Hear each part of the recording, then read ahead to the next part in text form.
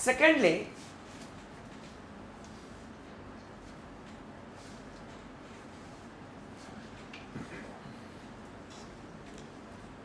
the president takes into consideration the impact of the sentence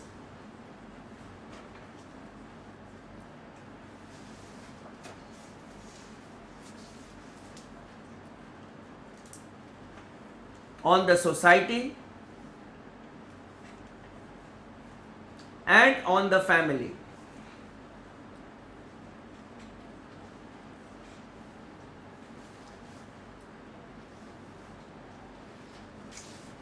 Positive as well as the negative impact.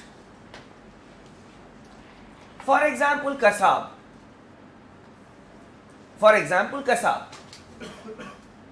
Or Yaqub.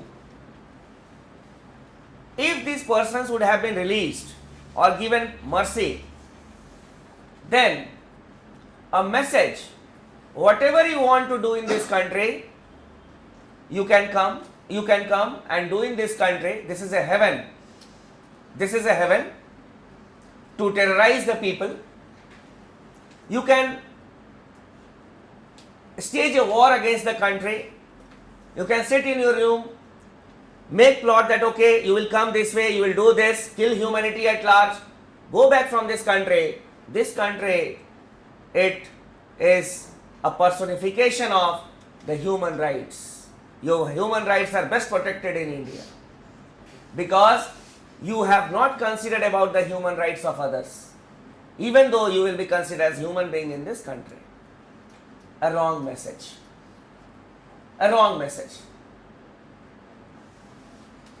But suppose if a person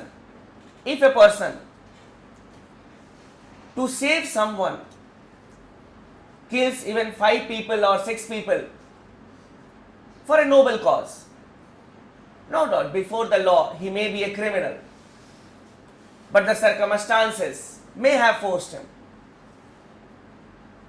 Yes, the president can use his power and clemency can be given to that person.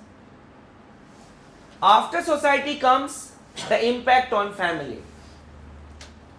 If the person is the sole bread earner of that family, he may have committed a crime, but after him, who will be there to look after the family? This is a human consideration.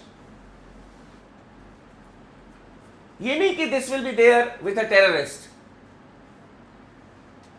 but certain other aspects, if he is not involved in a war against the state, because there is a lot of debate on the death sentence, and even we have got reports that the death sentence should be given at the rarest, and even the judges now also give the death sentence on the rarest of the rare occasions. So this is the second thing that the president may take into consideration. Apart from it, the age and physical condition.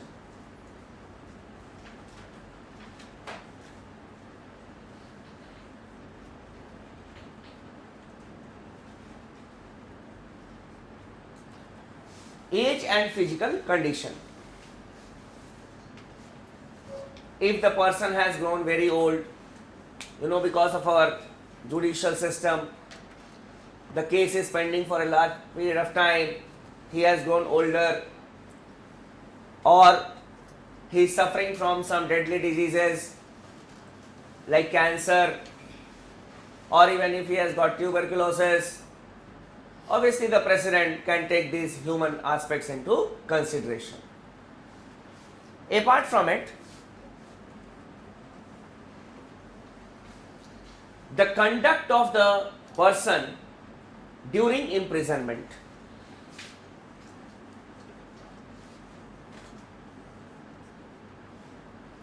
The conduct of the person during imprisonment.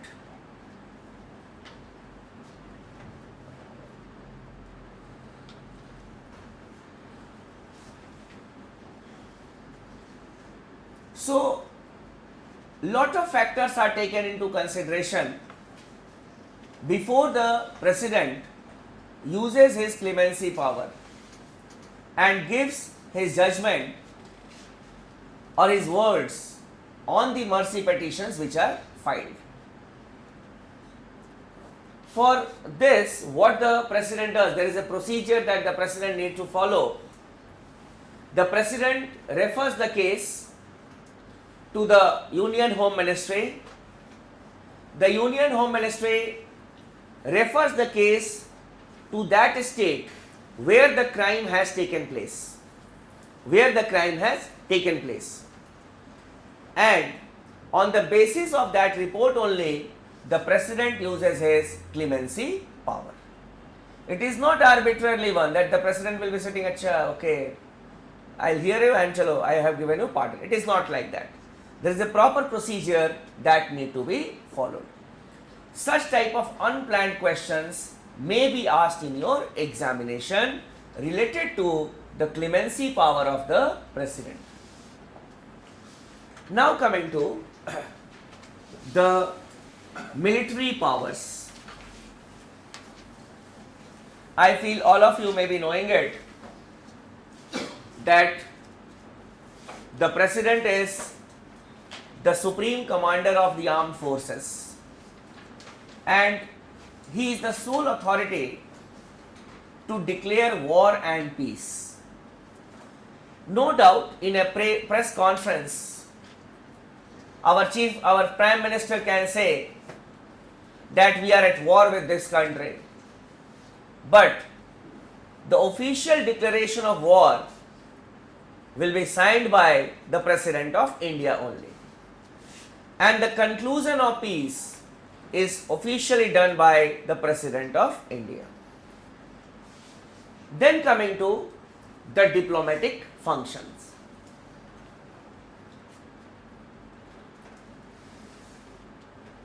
The President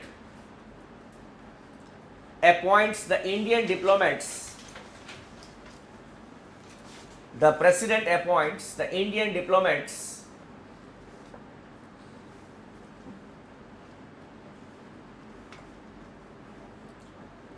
to the other countries.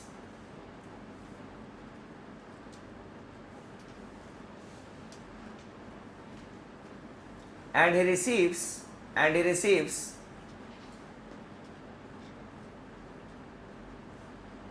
the ambassadors of foreign countries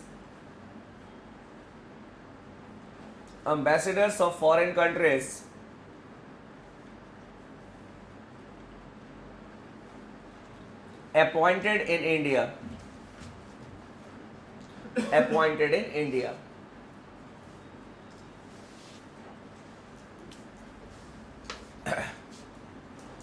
The ambassador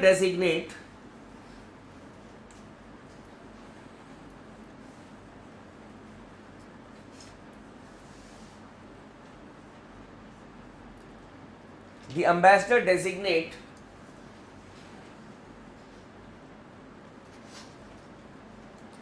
becomes an ambassador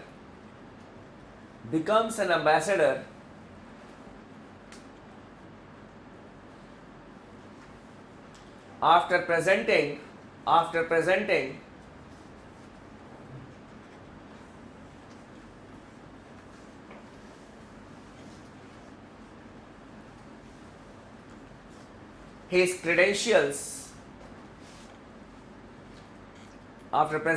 credentials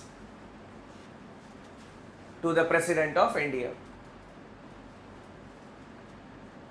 Credentials to the President of India.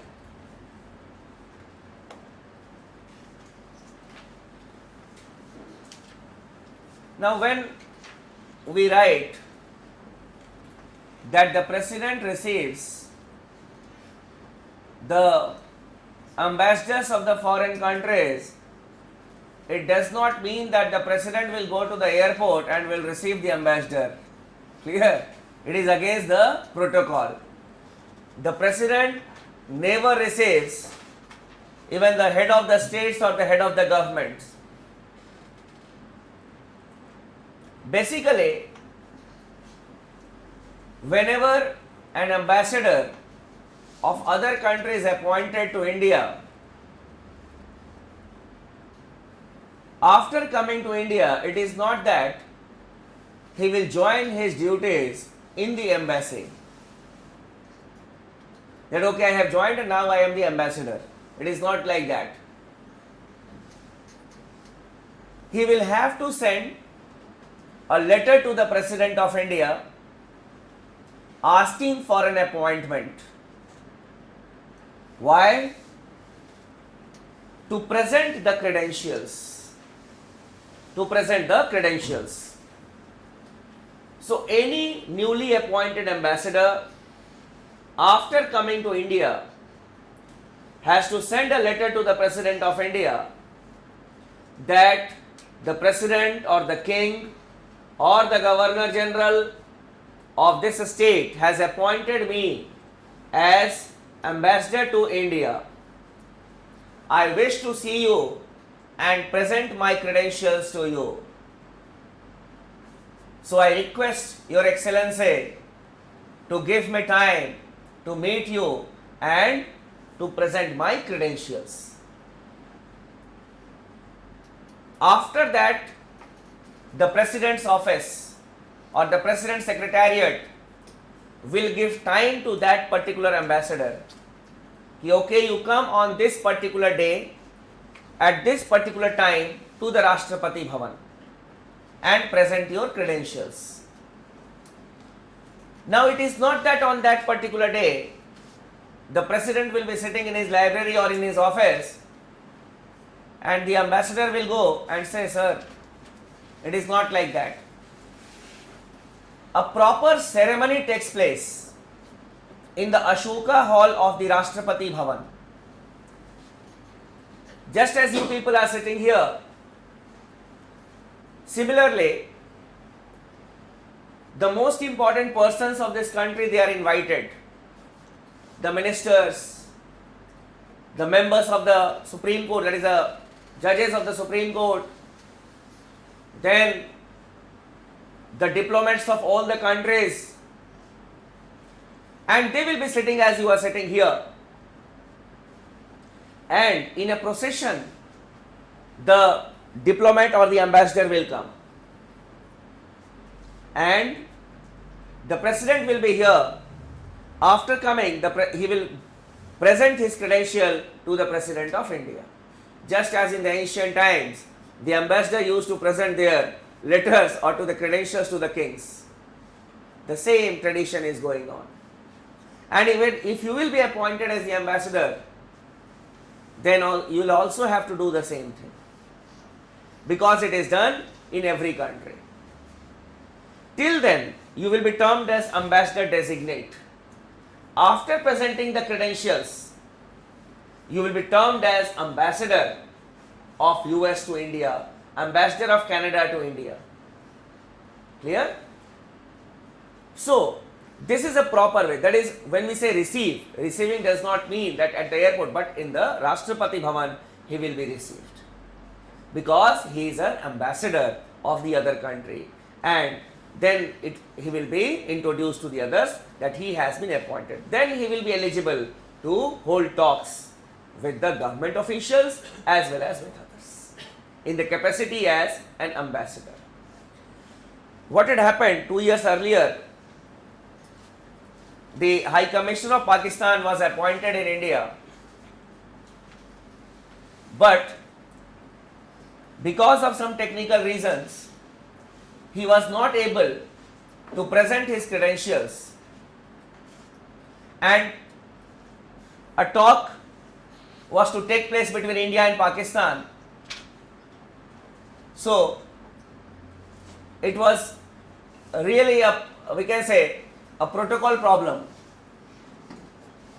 Then they made some amendment that okay, even on behalf of the ambassador, we can have a senior official who can come and talk with the government of India. Because ambassador designates will not be entitled to hold negotiations. So basically, when you are recognized as an ambassador, then only the government of India will start talking to you as an ambassador. Before that you are an ambassador designate. These are the powers and functions of the President of India. Enormous powers. He has got executive powers, legislative powers, then emergency power, judicial, military as well as diplomatic powers. If these powers can make the President of India a dictator, for that we will have to take into consideration or will have to analyze the constitutional position of the President of India.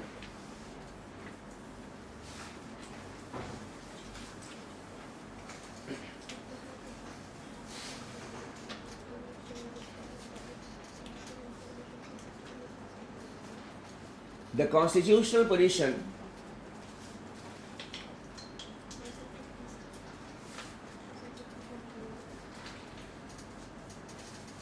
of the President.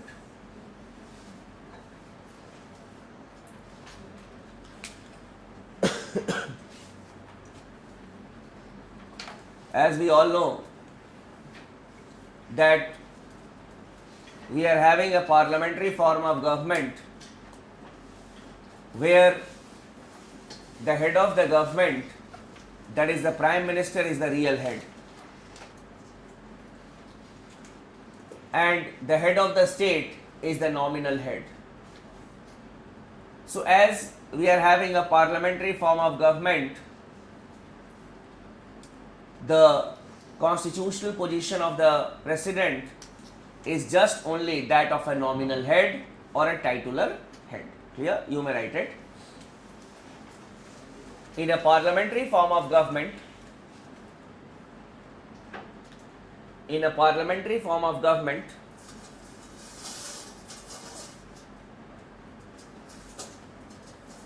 the head of the state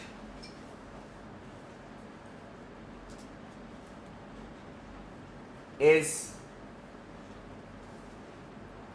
the nominal head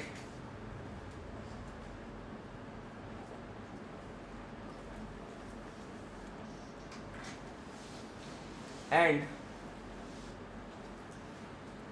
the head of the government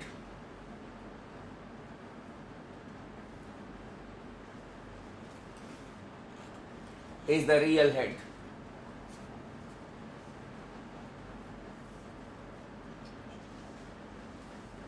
As India is having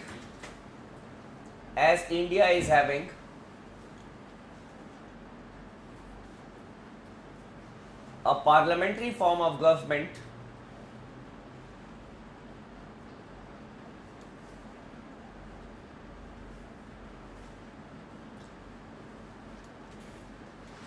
Article 53 of the Constitution,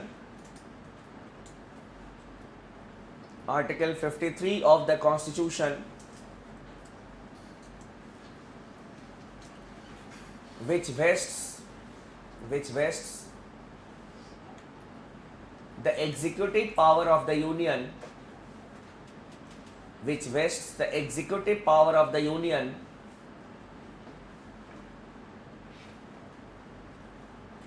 in the hands of the President,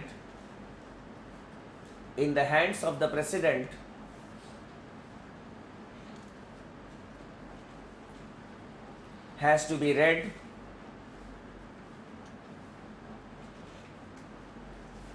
along with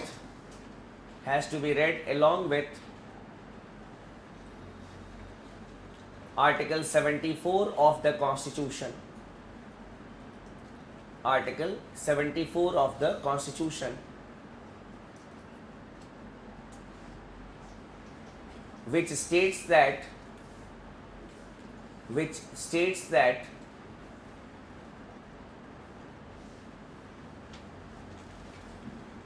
there shall be a council of ministers,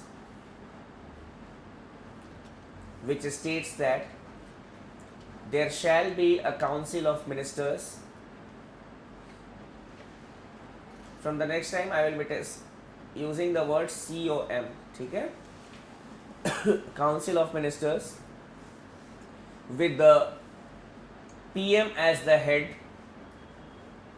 with the PM as the head, to aid and advise, to aid and advise the President, to aid and advise the President, who shall act on such an advice, who shall act on such an advice.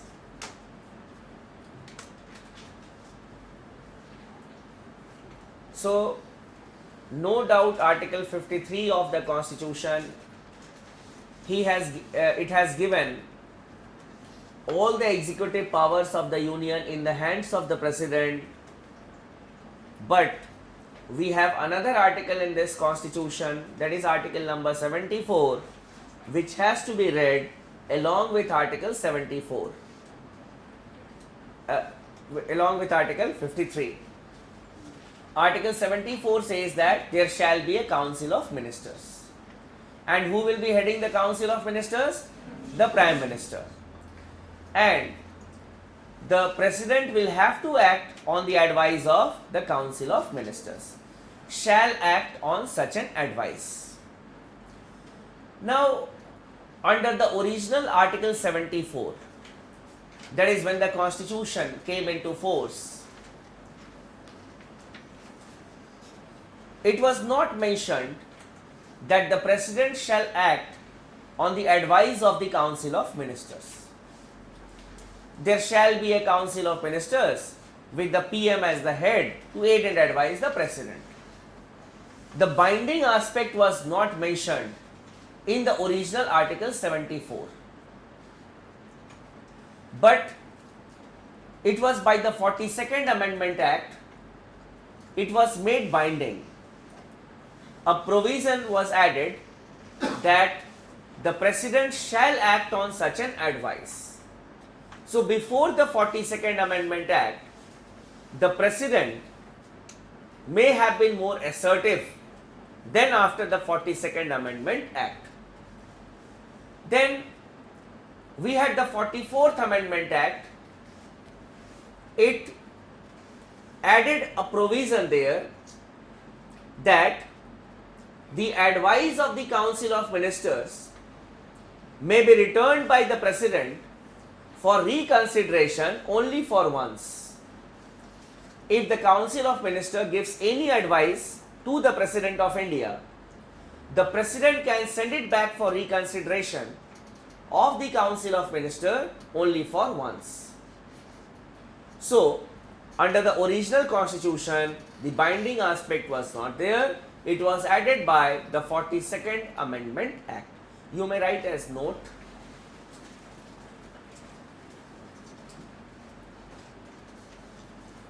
The original Article 74,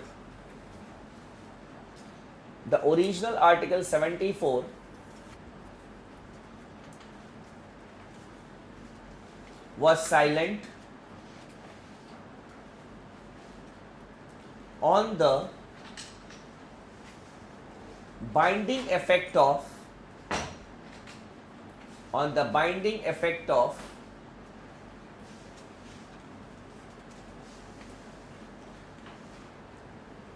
the advice of the COM, on the President.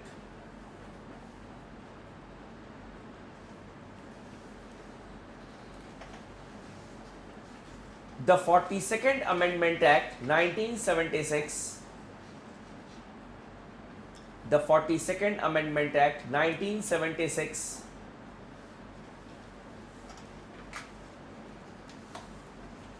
made it binding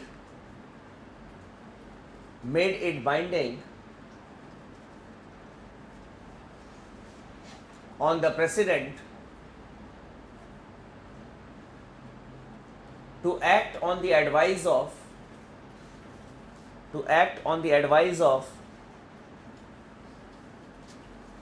the Council of Ministers. The Council of Ministers.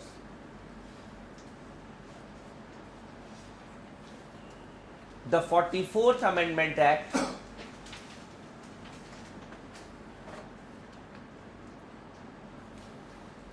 tried to restore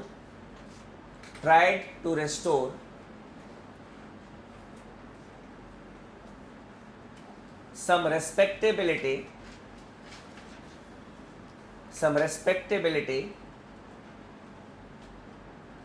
to the president's position and added a provision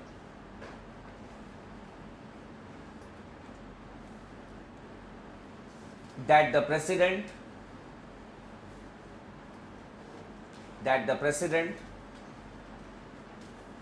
can refer back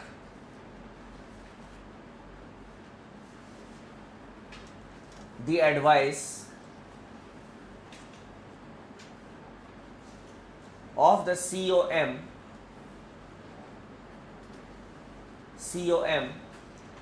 for its reconsideration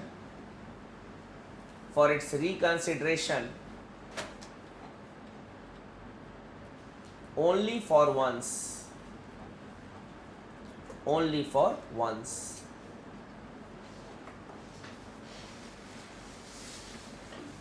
So this is the constitutional position of the President of India. Now the next question that comes before us is, based on the constitutional position, if we can say that the President is only a titular head, or if we have a rubber stamp president,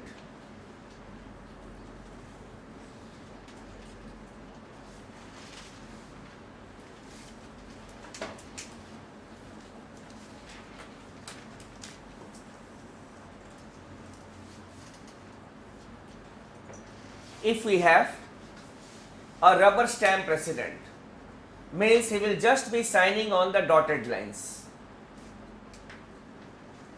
That is, he is a titular head or what?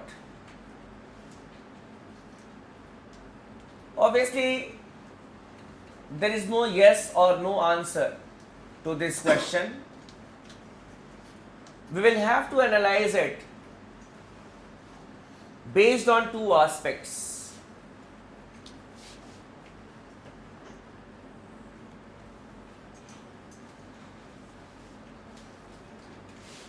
One,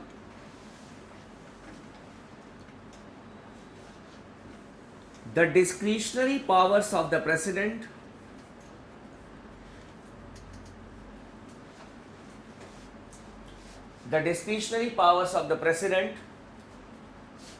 and secondly, the working styles of some of the presidents.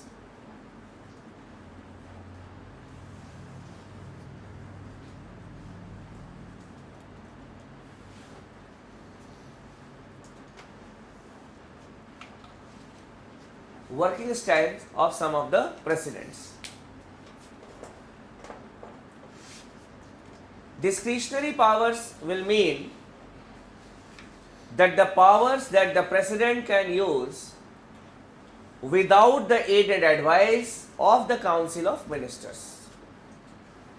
Means he can use his rationality and he can use these powers.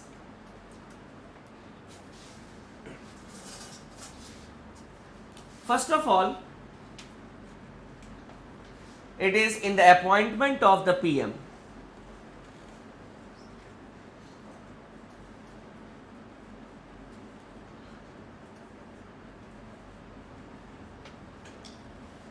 The appointment of the Prime Minister.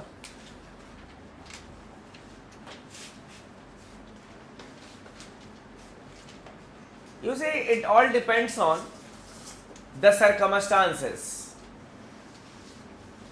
If one political party or a pre-poll coalition gets a majority in the Lok Sabha election, then the president has no alternative, no choice